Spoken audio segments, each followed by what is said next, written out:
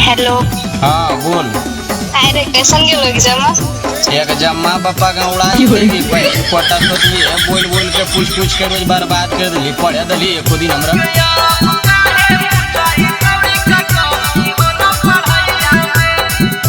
Mix by Vinay Kumar.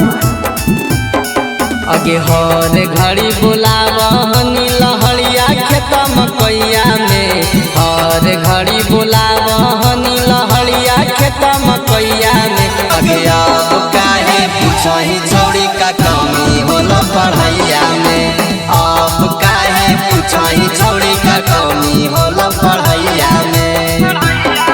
अगे मजा खूबे ले हनी घुसी के छोड़ी रजैया में, मजा खूबे ले हनी घुसी के छोड़ी रजैया में। अगे आप काहे पूछही छोड़ी का कमी होला पढ़ैया में, आप काहे पूछही छोड़ी का कमी होला पढ़ैया में। हमें कुछ ही करली की करो यो रोज रे तनी यान मकैया हम तनी जाऊं घरस मारी रे अलवार रे हमरा बर्बाद तो बोलावा ले तब हम जा रही हूँ। बोला पढ़े लगन कैसे तो बापा की करते कहना मुश्किल है घरों नहीं जीवे लोग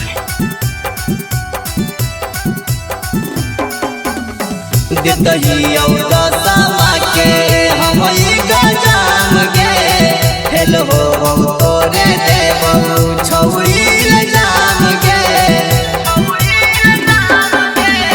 देतही औदा सामा के हम ई गजाम गे हेलो तोरे देबहु छौरी लजाम गे। आधा दिमाग घसक गेलौ छौरी तोर चढ़ैया में, आधा दिमाग घसक गेलौ छौरी तोर चढ़ैया में। गयाब काहे पूछही छौरी का कमी होला पढ़ैया में, अब काहे पूछही छौरी का कमी होला पढ़ैया में।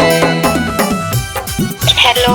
हाँ बोल। अरे कैसन गेलो एग्जाम बापा का उड़ाई देगी पटा तो दिए बोल बोल के पूछ के रोज बर्बाद कर दिली पढ़े दिली एको दिन हमरा अच्छा बेटा जन घर आना चिड़ दो तो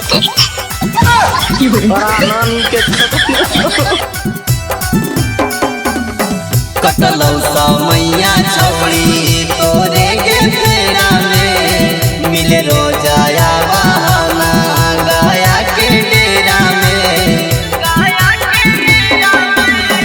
कटलौ समैया छौरी तोरे के फेरा में, मिले रोजाया बहाना पटना के डेरा में। शंभु विनैया के देनी फसाई छौरी तू रुपैया में, शंभु आर्यन के देनी फसाई छौरी तू रुपैया में। अब काहे पूछही छौरी का कमी होला पढ़ैया में, अब काहे पूछही छौरी का कमी होला पढ़ैया